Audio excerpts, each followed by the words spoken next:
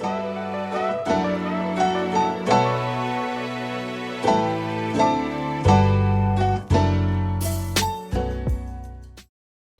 back to the Two Pointers Podcast. I'm Trevor Everett, and for the final time, as we basically tried our darndest to allude to on Friday. I think it was Friday. These three gaps are killing me, and I kind of hope next year it's no longer. But very glad to be back talking with you one more time before basically the NBA draft is 10 days from tonight. So 9 by the time people are hearing this, which is insane. I don't love that, but we'll kind of touch on that a little bit at the end probably. We'll just hit some quick stuff at the end about it. But NBA Finals just concluded. Before we get into that, for the last time, how are you doing? I'm doing great. Like you said, we hinted extremely heavily that this would probably be it with the series headed back to Denver 3-1. There were several points with seconds left in this game that might not have been the case.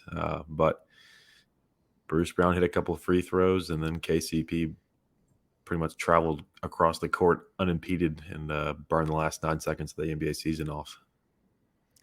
Yeah, it turns out if your last name is Brown, it doesn't have to be Jalen to win an NBA title. And I was really impressed with that. I tried to figure out a better way to send that joke on into the atmosphere. But it turns out if your last name is Brown, specifically Christian Brown, you're a winner. That is his 5th title in, let me make sure I got the math right, 5 years? Not a lot of years. Yeah. Or less than, I guess it wouldn't be 5 because he won three in high school. He won the one at Kansas, but he was a multi-year player, so not 5 years. Right. But 5 titles in a span of a decade, let's just say. 3 at the high school level, 1 at Kansas, and, of course, 1 now tonight as a Denver Nugget. Turns out the difference between an NBA title is Christian Brown. So congratulations to him and the Denver Nuggets. I want to get it out there that, just let's talk about the game for, let's say 5 to 10 minutes because then we have some other things I want to get to. Because the game itself tonight it's not irrelevant, let me be clear. It is just there are some parameters and just celebration you got to give the team that won the title. But this game speaks volumes to how good Denver is. If they can win a game when they shoot 17.9% from 3 and Miami shoots 25%, and that's probably the reason we're sitting here talking about Miami not winning Game 5 and potentially going on to Game 6. Yeah, I mean, that was going to be my first point, was how many times we've seen a team close out of finals going 5 of 28 from 3 in their own building. But, I mean, when your opponent doesn't shoot well enough to offset it and really affect the outcome of the game, and has a lead through a large part of the early going, had a lead at halftime, up 7 off the top of my head, held a 1-point lead heading into the final quarter. And I think Jimmy just got started a little bit too late. I think he was excellent down the stretch. I think he at one point had 13 straight for Miami. They had a couple leads there late, but it's, again, the collective effort of Denver overwhelmed whatever Jimmy had left from an individual standpoint. And it was just, I just don't think we got enough Jimmy early on. There were guys that, like all series, that have kept them within a reasonable striking distance of Denver. It just wasn't quite enough. Denver, I won't say snapped out of it, but I mean, we alluded to the outside shooting. It wasn't much better just inside the 3-point line either. They need a lot of big hustle rebounds, things like that, tip balls going their way. It was ugly on the glass on both ends, plenty of missed putbacks, long rebounds, things like that. The ball happened to bounce the right way for Denver just enough to pull out at home. Yeah, I'm going to be the one to say it. I mean, I'm sure some talking head tomorrow will say it, but I think Jimmy Butler is not going to get enough flack for this game. And I don't care if there's and literally as soon as I said that, there was a viewer live, and now there is not. So probably a Miami Heat fan, and I don't care. It needs to be said. When you play 41 minutes, and again, we're going to get I wanted it to be clear, we're going to get the now they tell us ankle injury within the next 72 hours, and I'm not going to I'm going to giggle because it's going to sound stupid. But 41 minutes, you're the star player of your team, and you probably play the third best player on your team tonight. 5 of 18 from the field, 2 of those started being 2 threes. of 12. I mean, 2 of 15 from 3. 9 of 11 free throw line honestly saves his whole day. 3 total rebounds, 5 assists, 3 steals, a turnover, 2 fouls, and 21 points, which that's the most graceful 21 points I think everyone's ever seen. So I'm just saying it that, like, your best player, I know the game was close, but, like, your best player has to win you that game in that moment. And I'm not even, talking about the turnover, because it was literally his only turnover was the one that basically cost them the game. Right, so yeah. It's tough. I don't want to sit here and slander Jimmy Butler as much as anybody, but, like, I've come around on him a lot more than most. I was probably the last guy to really come around on him, and honestly, it got to the point where I was like, I can't deny any of this unbelievable feat that we've seen so far. And obviously taking an 8 seed to Game 5 in NBA Finals is impressive as it is. So. Right. I mean, even as a guy who had him on his All-NBA list, I think that when you transition from the second best player to the third best player on the court, and then as the third best player on the court, this is what you turn in, albeit in a road elimination game. I think there are fair questions to be had, because of this team was not just here to be here. They wouldn't have rolled over the Bucks. They wouldn't have stunned the Celtics. They wouldn't have just completely ran right through the Knicks. This team had every right to be here and had a real chance to win it, heading home the 1-1 series split after they stole a game in Denver in Game 2. So I think that, to your point, Butler's getting criticism because of how well he did to get them here. So I think, if it had been a clean sweep, maybe we think, oh, well, he got him this far and that's all you can really expect from him. But I think we're going to really soon forget that this series was 1-1 heading to Miami, and they lost by like 14 and 15 points, and they come back and have a golden opportunity. And the perfect Heat game. It's an absolute war. A lot of weird stuff going on. Race to 95, and they just couldn't pull it out late. In large part, again, it went from where is Jimmy to where's everybody else. But I think that Jimmy switch got flipped. I mean, maybe 2 possessions too late. They couldn't sustain it.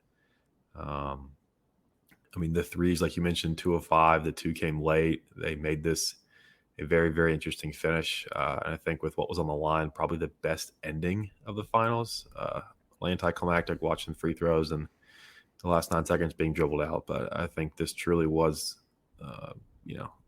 probably the worst scoring night, best night for Chipotle. But I think that this was a game Miami absolutely had to win, irregardless of the 3-1 series score. The war games like this, Miami had to take, and they couldn't get it done tonight. Yeah, we'll get to the Chipotle counter in a few moments before we transition into a segment you have no idea about yet. Couple of things. First of all, shout out to Global Scouting, my boy at SI. Tweeted about Christian Braun's basketball career. So to give you a little bit better of a timeline from 2017 to 2023, it's irrelevant to the point I was going to make, but I found it as I was looking at something else. 2017, state champion. 2018, state champion. 2019, state champion. 2020, tournament canceled, and in quotes, they were the favorite to win it all, which I believe was true. 2021, round of 32, 2022, NCAA champion, and 2023 NBA champion. So if you think about it, the worst thing he's done since 2017 is make the second round of the playoffs. Right. In a larger format, in that format. So that would be the equivalent of basically making the finals in the NBA. Right. For those that are watching live on YouTube or on Twitter, Christian Braun is the key to success. But no, all things considered, I don't want to lay it onto Jimmy Butler before we get into Chipotle counter in just a minute. The 3-point shooting was an obvious abysmal thing that just is going to be, quote unquote, remembered from Game 5. My thoughts on the Porter minutes went all over the place. At one point they hurt them, one point they didn't. I don't know what to think anymore. Roller coaster. Yeah, like you were texting me, I had to sit down, at the beginning of the second, and you were like, "Yeah, Porter's, working his what off," and I'm like, "That's great." As soon as you sent the text, literally 3 minutes later, he looked like the opposite. So I was just like, "All right, I'm out." So, I will say one thing for Miami that I think is going to get I don't want to get into the NBA history, how we're going to remember this. The finals literally just ended, but I do want to address it because it's important. We're just going to go ahead and assume Jokic wins the finals MVP because I haven't even looked. It's a matter of time, right?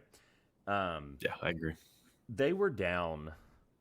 So basically, their 69-66 lead was the first lead they had since 18-16, right? So they basically, Miami backed them against the wall. We know that, and they were able to come back and figure it out, right? They're clearly the better team. We knew that.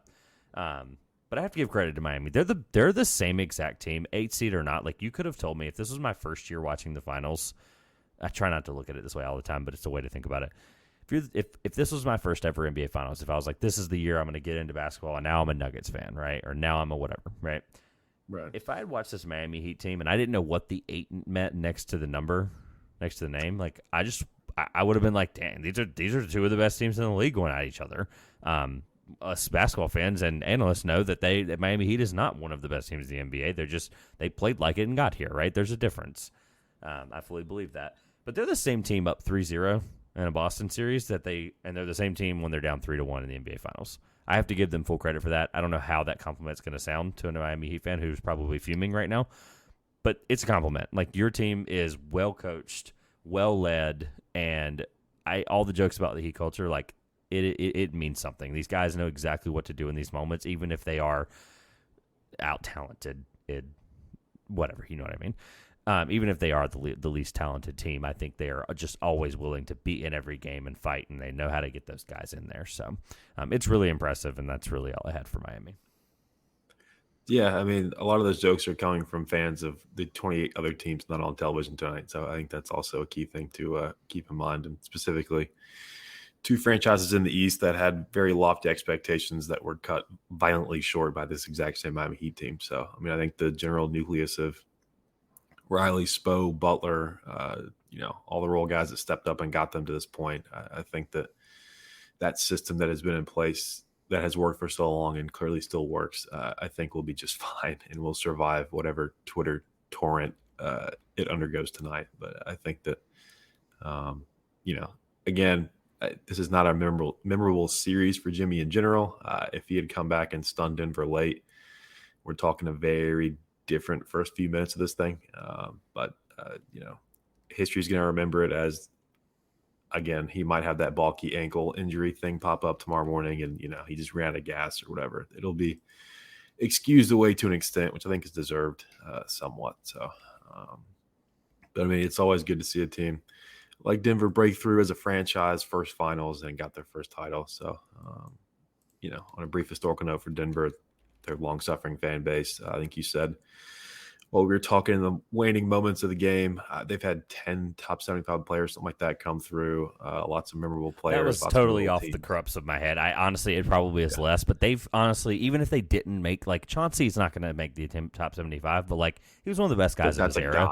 Yeah. So, like, we can go through it. I mean, I didn't even have this plan, but, like, we can look at the guys that have come through since their ABA appearance in the title in 76, and, like, it's insane. Like, Dan Issel, you're like, what? He was a 25-point per game scorer. Like, he was a guy in that time of the year. Alex English, he's still a top 20 scorer all time, right? David Thompson, before he got into cocaine, I'm not spoiling it. I'm not hiding anything on the show. Like, we're going to be honest about it, right? It's what he got into. Carmelo Anthony, Allen Iverson at the tail end of his career, right? Like, even if you count that. Absolutely, yeah. Kenneth Faried? Like, I mean, is that – now I'm throwing names against the wall. Nothing's sticking. Real, yeah, but even Allen Iverson was a bad one. But, like, there's just some names that I'm absolutely forgetting right now. Like, even, like, Fat Lever a couple years there. I mean, good Lord. They were due as a franchise, I think, for at least somebody was going to do it. Did we think it was a – 270-pound Serbian center that has the passing ability of Magic Johnson and the rebounding ability of Moses Malone? Yeah. No, probably not. People were questioning starting over a Plumlee brother when he broke in the league. So I think, he has come a long way in a relatively short amount of time, historically speaking. So that leads me to my question, because I know that, I know you were on a point there, but I wanted to ask, how are you going to remember this finals? I think just a culmination of just this absolute, just almost vertical ascent from Nikola Jokic. You could argue he should have more MVPs. The fact that he's got back-to-back and it doesn't seem like he was recognized enough just speaks to how talented he is. And we'll see probably on First Take tomorrow. Somebody say that Giannis is better and they'll go at it for 25 minutes. But I think that, as we found out with Giannis, the one way to really cement your legacy, and it can come and go as quickly as you might think, is that ring that you're holding up right there. You can argue about a lot of things. You really can't argue against one of those, especially if you're the best player on that team, and specifically him, the best player on the court, as he has been really the entire playoffs, honestly, as far as Denver's run goes. But I think that Yeah, I mean, it's going to be one of those things we may look back on them. You've mentioned a couple of times throughout the 5 of these is that, you had them in October, but it's one of those things where like I picked them, but are they really going to do it? They blew that 2-0 lead against Phoenix. Are they really going to do it? Is this the team that's going to do it? And here we are. They're etched in history forever. Yeah, I don't want to dive into like his historical relevance right now, but I will say that there are people like me and Bill Simmons that love this stuff, care about this stuff, right? Like he maybe, he wrote a whole book about it. That's different. But I'm not working on my top 75 list either. And I mean, I had Jokic as a top 40 player before the title, and like people's big, and literally as soon as I said that, a live viewer clicked away. But I don't even care. Like that's not like he's a top 40 player of all time. Yeah. And Jimmy's floating with the 100. Like I really think people don't understand that. Like he's floating around that 100 number. He should be in that conversation. Yeah. I mean, and then you start getting into like Clay because of the title. It's like you can go down a really deep rabbit hole with Jimmy. So, but sticking to Jokic, 40 is not even like, I feel like you mentioned like some of the recognition stuff is interesting, but it's also like what changes for you, right? Is it's a title, right? Title is the thing. Whether even if you don't hold them, like even if there's not this beautiful pie chart that is equal to 100. It's the fact that there are guys ahead of him, and if he stays on this 6 to 7 year trajectory, that one thing will change his entire position, right? Like he's ultimately eventually going to be higher on my list than Charles Barkley. That is going to be a fact that changes something, right? He might already be higher than Kevin Garnett. There's like some weird ones that you have to start really thinking about, and I'm not going into that tonight, but like it matters, and ultimately he never wins another title. He's still one of the greatest offensive players I've ever seen. And I actually have a question that I kind of like didn't even think about trying to address. And we got on to other things and just it made sense to not talk about it yet. But who is the last player that you can honestly remember? Because our lifetime, it's 25 years of NBA. So we went through the Big Three era. Just for a recap for a little bit, we went through the Big Three era. We went through this last couple of years. We went through a dynasty with the Warriors. We went through that god awful stretch that like was this kind of whatever you want to call the post Kobe Shaq times, where it was basically just like anybody that was at least good enough, other than the 04 Pistons. That was just an ugly year anyway. But we went through 3 different types of basketball eras and a lot of rule changes, Mouse at the Palace, things like that. We saw a lot of things. A lot of guys too is what I'm getting at. Who's the last player other than LeBron that you can remember where you're watching them and you go, when they make a mistake, you're like audibly surprised, or where there's like you don't question a game of them, like a 25-11. I'll give you an example tonight. He had 20. What did he have? It's on the bottom of the screen scrolling through the ticker. He had 28, 16, and 4. That's actually literally a bad game for him. Right, yeah. So who's the last player that you can remember that like, I don't think I have one. That's why I wanted to talk this out. I mean, you took out the one correct answer we can all I have to give LeBron this like just give him his piece because if He does make mistakes. He makes mistakes, right? Even like Steph has 2 passes a game where you're like, what? Like, LeBron has like 35-foot step back and all this stuff. I think the answer is Jokic. I think Jokic is the only player in the last 25 years where we just don't expect a mistake anymore. Like we really don't. He averaged 30, 14, and 7 if I read my screen correctly in the finals. Yeah, I mean, that's absurd. And honestly, 7 assists feels insanely low, but it's because Jamal Murray had him. Right. Like, exactly. It doesn't make any sense. Okay. Yeah, so Murray with 8 tonight. So the right answer is none, right? Like the right answer is no one. Yeah. Because even Chris Paul has. If the bar is Jokic, then yeah. Yeah, because if we're talking like all time, like that's where it gets. CP3 is also married to Doc Rivers, so that's the problem. Yeah. Speaking of the no title issues. Yeah. If you think of it as a player though, like even Chris Paul, like. Because of his reputation as a true point guard and assist man, like honestly, like those turnovers were few and far in between. I know his career average does not speak for that, but like when you watch him and you understood him, So I mean, it's and we'll get into some other stuff with Jamal Murray and the assists and some other things in a minute, but it's just interesting because like I just can't watch Jokic and be like I made the Magic Johnson comment. And think about some of the things I've said about him this finals. Like Magic Johnson, top 10 big. I mean, that's like not even a question. Yeah, that answer's not even a question anymore. I mean, we could do that now, but I just don't think we need to get into it. A firm yes on that now. What was the question before? What is he? Yeah, I think after game 1 we posed the question. I was like, well, and now it's like, okay. I mean, 10. Kidding me? 8? I mean, Yeah, again, now that's you start getting weird. deep in the weeds, but yeah. And that's okay because like this is the kind of stuff that you're going to spend the next 3 months talking about and thinking about because here we are. After Presti wins the draft, we got a long way till October. So yeah. Couple other things too that were interesting. I mean, there's some conversations to be had about some other guys, and again, I don't want to dive deep into like I mentioned in game 1, and I feel horrible about it, but I was like, who would have been a better finals opponent? But like that question is now there's receipts for that. the receipts look good. So I'm not going to ask it again because I think the answer is still the same. I think I would have said Philly or Milwaukee, but it's neither here nor there. We do not care because ultimately I think the best team in the NBA won this year, which is why I didn't ask it. Trying to think if there's anything else before we get into two things that we need to do. One thing down the stretch, I kind of just pondered the effect of another ring in another location for both Kyle Lowry and Kevin Love, who are guys not in their primes. They're going to be remembered as very, very, very good players. And I think that could have been a very interesting footnote as they enter the sunset years of their careers. And, just again, talking about resumes historically, that finals number, if that title number changes, you can't really contextualize it too much. They both played good enough to roles for that to be considered. They weren't on DeAndre Jordan duty. They both played a key role in the Heat getting here. Lowry was hurt through much of the season. Love came in mid-season, but I think that if either of those two guys were absent the entire playoff run, I don't know that it got them here. And of course, that's also in context without Tyler Hero, who I think was available tonight, unless I hallucinated. I didn't see him on the court. Questionable. I was going to ask, would you have – I actually had a question that I didn't write down, but I'm glad you said that. Would you have played him if you were Eric Spoelstra? No. No. I didn't think so. Honestly. And that's not because I don't believe in Hero as a game changer and all those things, but he hadn't played in, a month? I mean, to ask him to do that. 6 weeks, was it not? At 5,500 feet, everything else going on. The guys that play in his place are more than capable of filling that void to the point where it's not the reason you lose.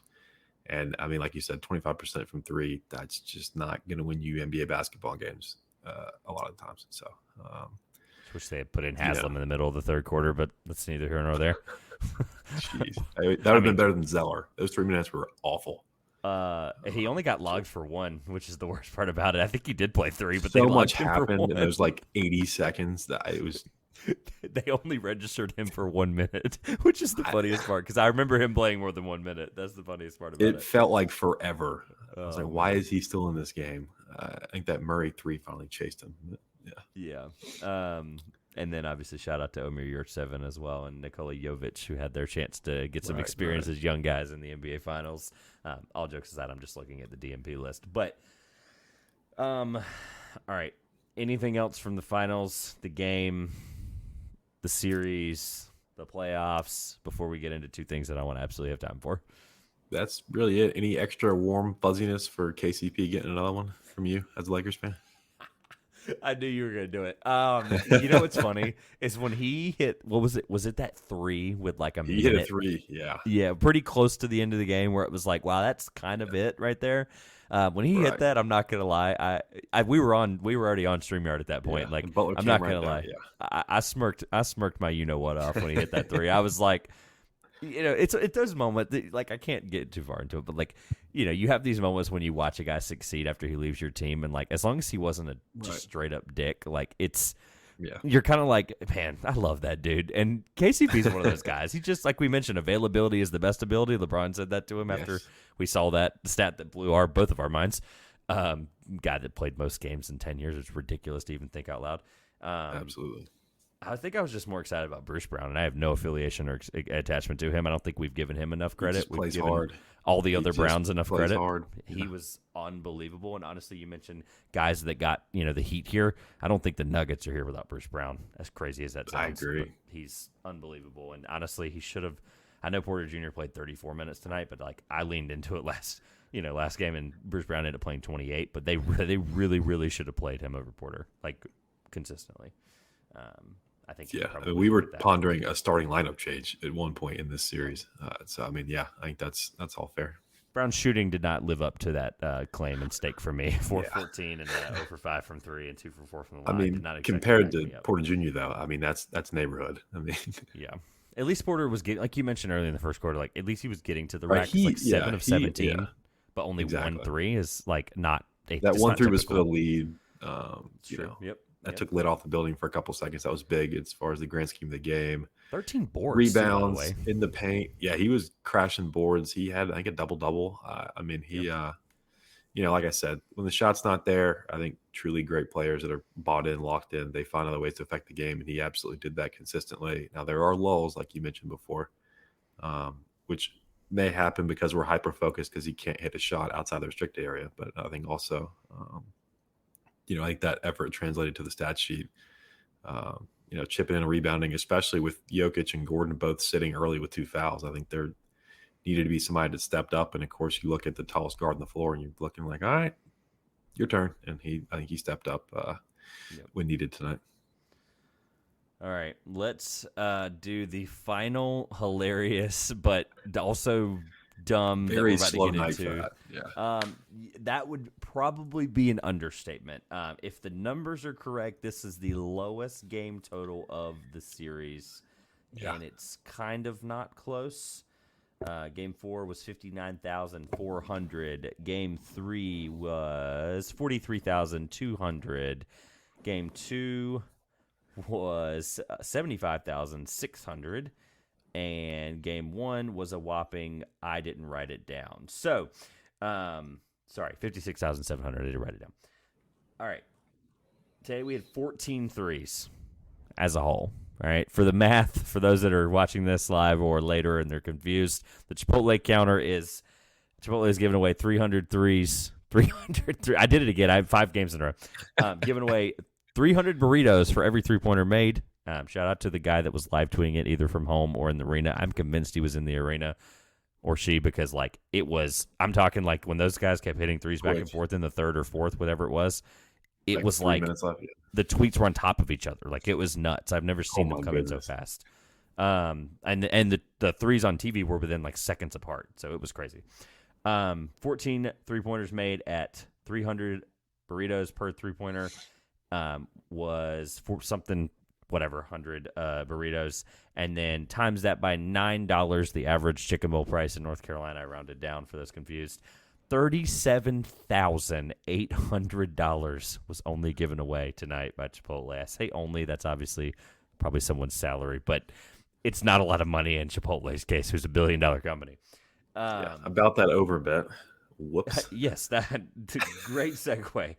We thought that it would get over, what was it? Over 500,000? Was that what we said? $500,000, yeah. That was like an actual thing. Yeah. Because I don't remember if we floated the idea of 500, if it was more like. I think you set the line there, and I was like, "Oh, over, absolutely." Okay, all right. So it was just like a general over. This is embarrassing. I don't even know why I'm embarrassed. The series total. At least start with 3. No, it doesn't. Through game 4, we had 175,500.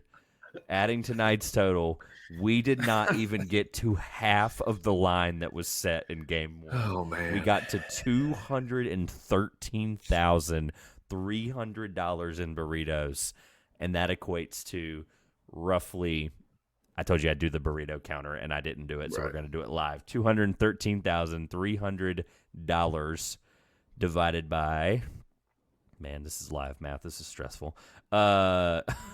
Divided by 300, we gave away 700. Wait, that's not right. How does the math work? Math is not mathing. Hold on. Yeah, I mean, just in general, I think that I'm the 3-point shooting tonight I got it. Played into the fact that the over in this game itself was also never actually viable, which, again, led me to the belief Miami's going to win the game ugly like they have so often this postseason. But all right, what we got? You're good. I got the number finally. Yeah, it took me a second. I'm glad you kept me afloat there. We gave away. I had to divide by the dollar of the burrito, not the dollar of the you know what I mean. 213,300. We gave away 23,700 burritos in the grand scheme of this NBA I Finals. haven't seen a single one of those tweets either. Great segue also. The final challenge, you have 24 hours from the time that this podcast goes live on Apple and Spotify and YouTube. You have 24 hours to make sure that is what you send us a tweet of. You'll see. I want to see a screenshot of the text that says you won the burrito. You get a $10 Chipotle gift card. Either of our Twitters on the screen or 2 pointers as well. All right. I want to throw this at you, and this is going to be the thing that we close out the year with because I think it's so fitting. It was one of the first things I did this year, and it was probably one of the most viral things I did this year, so we're going to do it again. Shout out to Pick a Side for the inspiration for this. But a guy that had an unbelievable finals that we basically didn't talk about, and I did it on purpose because I wasn't going to bring him up to spoil this final segment. I wanted you to kind of lead it with it, and we didn't talk about him, so that's okay. Guy had an unbelievable finals. Don't have his final stats in front of me. That's okay. I'll put them in post-production if I can get them up in time. But he had 14 points tonight. 6 turnovers hurts, but it was a game finals series clinching game. Right. Plus 12. He had 8 assists, 8 rebounds, 14 points, 1 steal. Jamal Murray is going to be remembered for this finals for a really good reason, and I think he's now back in the conversation as one of the best guards in the league, and it needs to be had that because of the injuries, it's not a fair criticism on his part. So we're going to end the year with a Would You Rather Jamal Murray edition. You've never been a part of this that I'm correct, and I'm very honored to have a list of about 25 guys. So we're going to hit some of these kind of quickly. Let's do it. In no particular order, but Jamal Murray, I cannot wait to hear this. The whole point of this, if you didn't, for those that are new here, again, shout out to Riv and those guys from Pick a Side. They were one of the first ones to really popularize this idea, but Josh didn't love them. I'll be honest. Josh never cause he would always be like, and then hesitate. Like, I know that you're probably not going to hesitate. I'll do my best. I'll ask, and then if we talk about the guy, great. If we don't, I'll answer it, and we'll keep moving. So, all right, again, no particular order, but I'll spoil the order at the end. Bradley Beal. Give me Murray. And I'm going to try to keep count as well. I'm going to highlight them as we go. If we agree, if we don't, we'll talk about it, like I said. So Bradley Beal we agree on. Klay Thompson. This is current, by the way. Would you rather is always current. It's always, always, always current, so it's fresh in our mind. Murray, but this could be easily the one I'm most wrong about. Okay. Next year. So, got that. Yeah, I agree with you with Klay. I'm with you on Klay. Steph Curry. I mean, I'm a Thunder fan, but I'm going to say Steph. I have my limits. I'm also going to say Steph, but I think it's closer than people think. Yes. Jamal Murray or Damian Lillard? For those of you watching live. Know what team Damian Lillard's on? Because I look into a crystal ball. I think Dame. I think that he's going to be woefully underappreciated just based on the purgatory he continues to keep himself in. But again, even as a Thunder fan, I have to give due respect where it's deserved, and that's certainly a description that fits Damian Lillard. So I'll take Lillard. I'm going to take Jamal Murray. And you're probably not shocked by that because of my comments for the last 4 games. And that's okay because I really do think Jamal Murray right now, I'm not saying he would be Damian Lillard level on a team as a 1. That's probably not a fair would you rather thing to think about. But I just think just what he's brought now as a playmaker that he was not bringing before as a bucket getter, kind of best complementary piece to Jokic we've seen other than maybe Aaron Gordon because that's literally the perfect guy off of him. But I mean, there's a reason that the 2-man games are going to get overblown, but Jamal Murray was one of the best players in this series. Was the second best player. 8 assists tonight, his lowest assist total all series. Yeah, correct. A lot to be said. All right, so we disagree on Dame. I'll leave that one blank. Anthony Edwards. Murray. I agree. Yeah, if they're talking right now, I got to take Murray. I don't even want to ask this one because you knew it was coming. SGA. I mean, give me Shea. Okay. I mean, come on. I'm not going to. I would love to take Jamal Murray, but if I'm being consistent, Connie over here, I need to be consistent. And SGA was first team All NBA. My first team voted All for him NBA there for God's sake. Yeah, I voted 2 for elite Canadians, but give me the one on my team. Chris Paul. I mean, I love Chris, but Murray, I just Some of these I don't want to force anything because it's like, Right, okay, if we agree, great, but like we could debate Chris Paul, I'm sure. We could probably really think about it. The fun part, would you rather, is kind of not debating it because it's like it leaves more to be had. Kind of. Devin Booker. Well, I know what answer you're getting kicked off of here. I'll take Booker. That's like razor thin for me. It was not 3 months ago, but it is now. And as much as I love Booker, like I saw a guy on TikTok that, shout out to Two Basketballs, he basically laid out the case and like Booker got blown off the floor, but like when you cherry pick every little thing that's going to in favor of the guy you're going to take, then that's great. But like Booker's a top 5 scorer in this league right now. Things happening around him with roster construction and destruction. It's not his fault. You can't really, Matt Stachula took a blowtorch to whatever semblance of a plan they had this season. So, I think, that 85-point game with Durant sticks out. Obviously lost the series, but I think that I'll still take Booker. Yeah, there's some things that, like, again, when you do these comparisons and you cherry pick things, it like frustrates me beyond belief. And it's like Booker is one of the top 5, like I said, scorers in this league, and that can't be denied or changed right now. Cade Cunningham. I was about to say I hadn't seen Booker play in 2 weeks. I hadn't seen him play in 8 months. You're thinking about this one. Right, you're thinking about this one more than you thought about like Ant, because Ant, like at least on the scoring level of I tried to find guys that were kind of either one guard or the other or both, so it was kind of like this fluid, could be anybody kind of thing. Right. All right, Tyrese Halliburton. God, that's tough. That you bring in playmaking with that one too.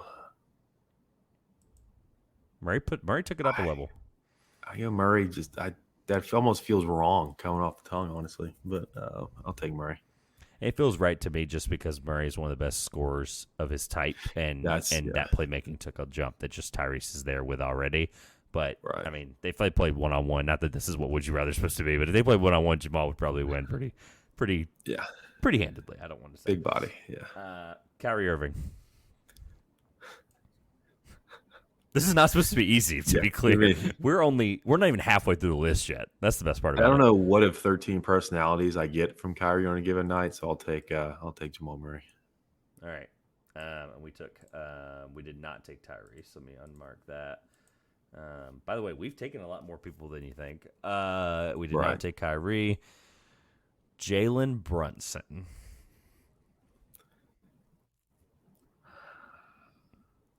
Believe me or not, I know he's technically at 1 now, but I've got to go Murray.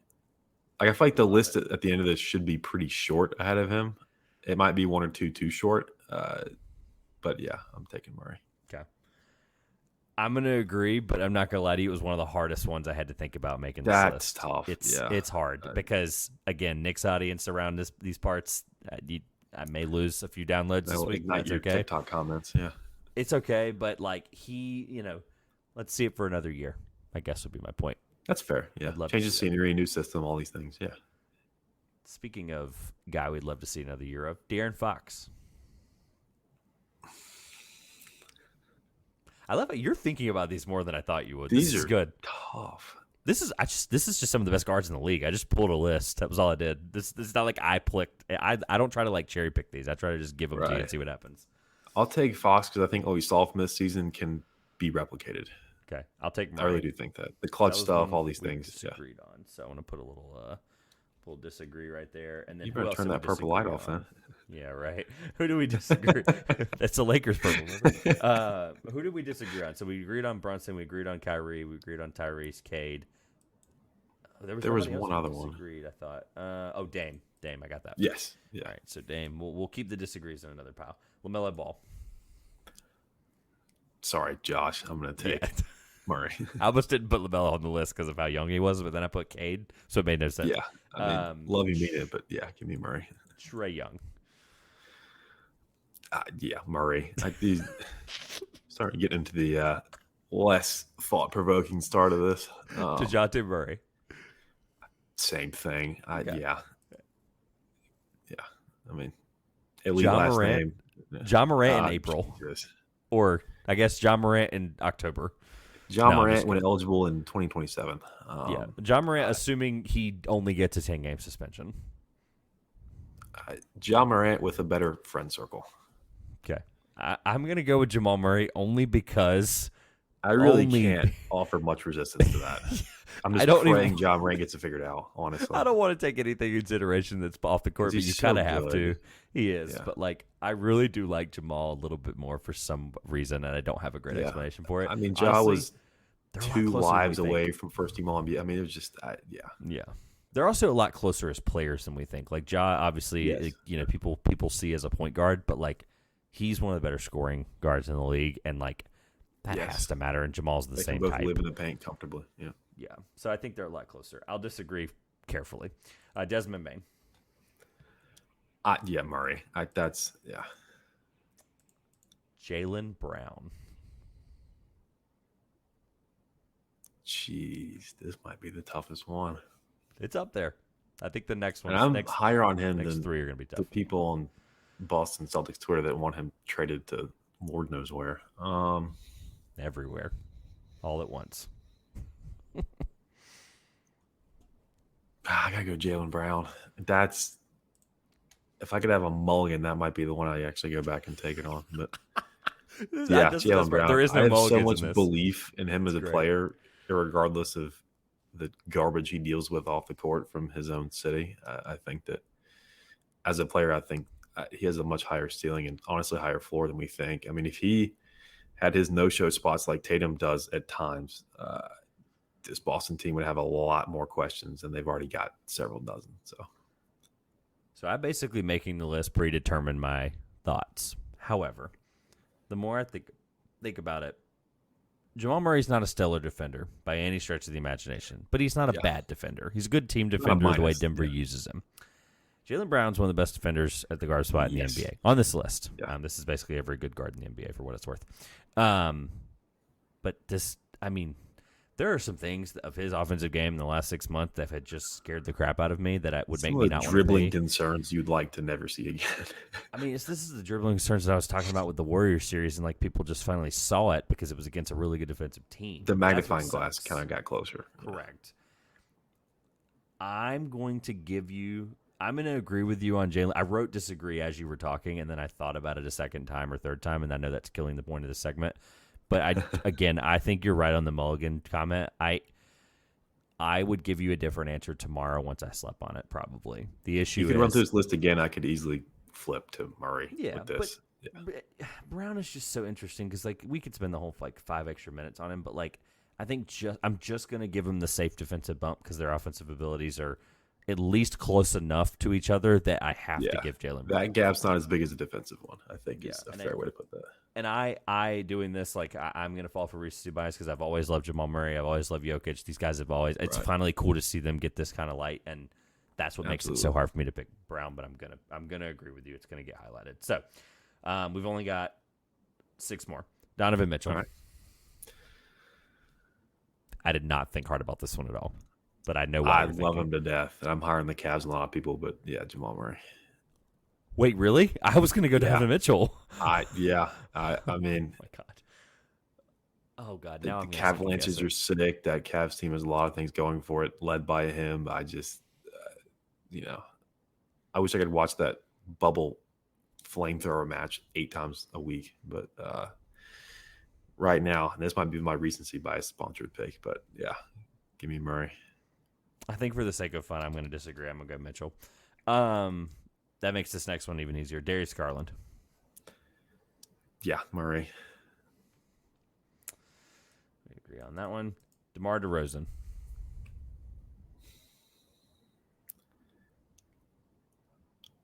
Murray. Hawks fans are fuming right now that you thought more about DeMar DeRozan than Trae Young, and I'm here for it, and I appreciate it. I was thinking for a shred of evidence to make it seem closer, but I think that Billy Donovan didn't want to rebuild, went to Chicago, and look out in 2 years. Is all I'm gonna say about that. Drew Holiday. Jamal Murray. Now again, the defense part, that's okay to first team All NBA defense, but I think that Did he have like a 40-point game this year at some point? I remember some offensive explosion from him. A couple times, I think. Yeah. But yeah, I think that it's almost the inverse of that other one. And that I think the offense gap is just big enough to justify the defense being the gap that it is. Tyrese Maxey. He might be one of my favorite non-Thunder players, but I still gotta go Jamal Murray right now. Does he remind you of Jamal Murray a little bit? I get those flashes some. I mean the collegiate lineage and all these things. I didn't even think about that. I'm so glad you said that. I didn't even think about that. Yeah. It is kind of weird how similar of a player they are. Right. Last one. All right. James Harden. If he's in a city with nothing to do, I think that changes my answer. We called it business ventures the other night. I was on a show, business ventures is what we had to call it because we had FCC guidelines to abide by. Just taking the geographic average that presents itself over the course of the NBA schedule. I might be clinging to previous Harden. I'm going to take Harden, but it really could. I mean, if his, I won't say work ethic. That's too strong of a thing to go after. But some of his indifferent periods throughout his career, especially recently, have me concerned for not only now but his legacy in total being damaged even a little bit, because that would just be an absolute shame for how good he was for so long. It's an unfair question. I'm gonna go with Jamal Murray because honestly, the either answer is correct and it's okay. It's not any knock on Jamal Murray. It's also not any knock on Harden for the fact that even as a playmaker this year, like even as a playmaker in the last 2 or 3 years, like he can still give you 35 when he needs to, and he showed that a couple times. Harden's game one against Boston comes immediately back to memory. Correct. Which, yeah. Throwing the 1, 2, 3, 4, 5 disagreements for the sake. This is not a fair question to you, but I'm just curious your answer. How many? Yeah. I highlighted the ones we 100% agreed on. Jaylen Brown, I again was on the fence but leaned with you. Right. So that's one kind of a spoiler. Taking out the 5 disagreements, just straight up disagreements, how many people highlighted in yellow do you think are ahead of him? Actually, sorry, let me change one because I disagreed with you on. Wait, hold on. I highlighted ahead of him, behind him. I messed this all up. I gotta do this again. Hold on. I gotta do this. That does work for me. Great. Real fast. Let me do this. Let me change it on the fly. We agreed that he was ahead of him. We agreed he was ahead of him. We agreed he was ahead of him. Did you have him in front of Beal? I did. Yes. Okay. And then we disagreed on him. Okay. I think he's firmly between 5 and 10. I think that's where he deserves to be in the grand scheme of guards in the NBA. This list right. I think he's literally going to be 4th. Really? If he took disagreements out. Because disagreements, we had a lot of, we could redo these lists when we have less live time here because we're live for almost 50 minutes. But we agreed on Jaylen Brown. We agreed on Devin Booker. We agreed on SGA. We agreed on Steph. That's it. I'm comfortable with those, though. Like, I really don't feel unsure about any of those. So disagreements were Clay. Potentially. But, disagreements were Clay, Dame, De'Aaron, Ja, Mitchell, Harden. That's a scary list. I feel good about right. I'm just about to say that I don't hear a name in there that doesn't belong. I think that again, maybe closer to top 10 than top 5 is where he lives now. And obviously, me, you, and everybody else hopes that what we saw, especially against unfortunately your Lakers, is something that we can see again on a court stretched out across an 82 game season, with the added confidence of his excellent performances for most of the postseason, and then good offseason to get right, physically, mentally, all that stuff, and then they mount the title defense next year. Here's a beautiful way to land the plane. There are 5 disagreements. Actually, let me make sure I counted them right after I flipped them. So there was 1, 2, 3, 4, 5, 6 disagreements. There was 4 guys highlighted.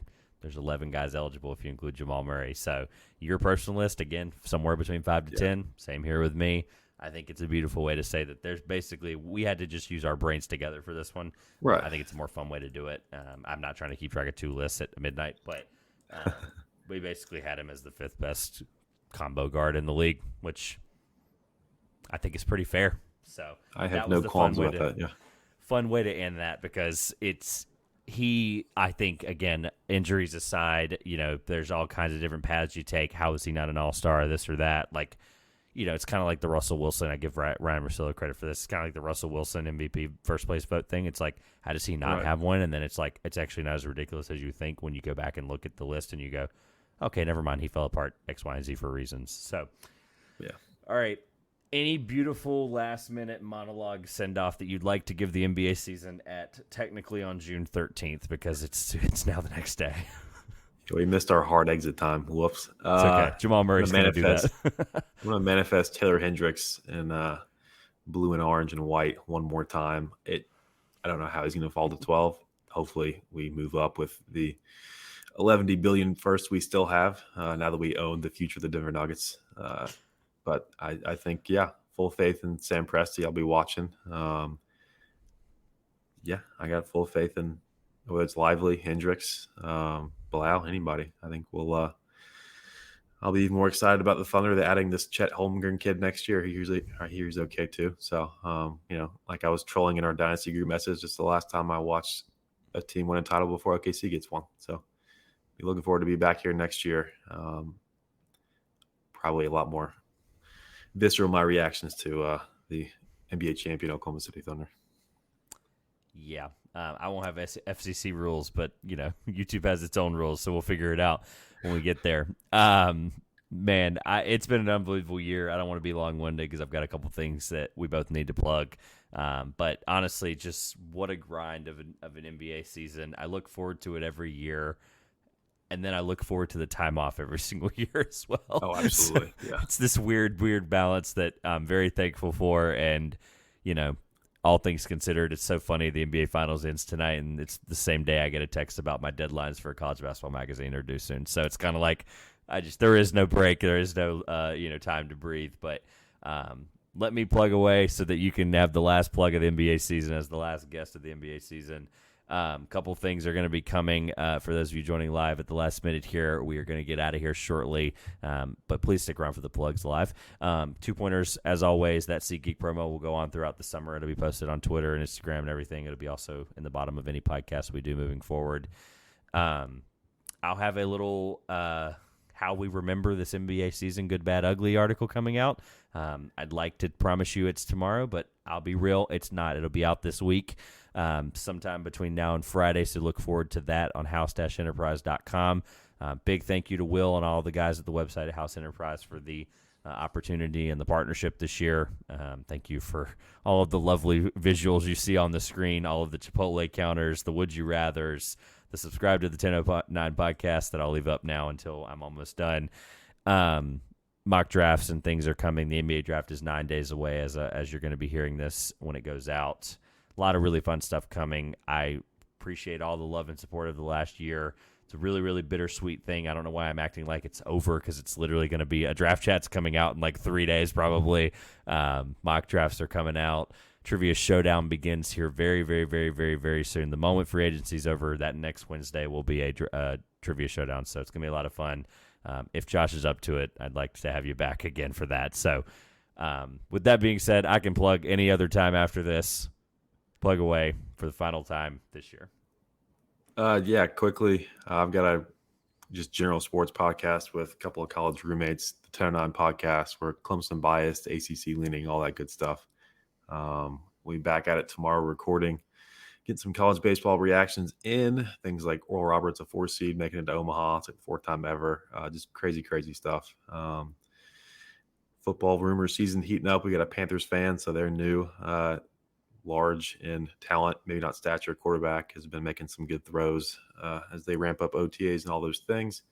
So we're on Twitter at the 1009, creeping up on 500 followers on Twitter and 1,000 downloads. So if you guys want to chip away at either of those figures, I greatly appreciate it. And then quickly on the really way out, it's been great to be around again. I've been a friend of the 2-Pointers podcast for a while now, and I'm always appreciative of the opportunities I get to be on here, especially after the finals. All 5 of these games, we kind of hinted at the beginning of the series we probably wouldn't do 7 of these, but it's been great to do 5 of these, and just being able to be a part of this throughout the whole season with the things I'm able to jump on here and do with Trevor. And if Josh would like to extend me the privilege of smoking me in trivia, then I'm definitely up for it.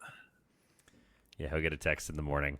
Thank you so much for being back on again. Thanks for sticking out with me, doing these even until the wee hours of the next morning.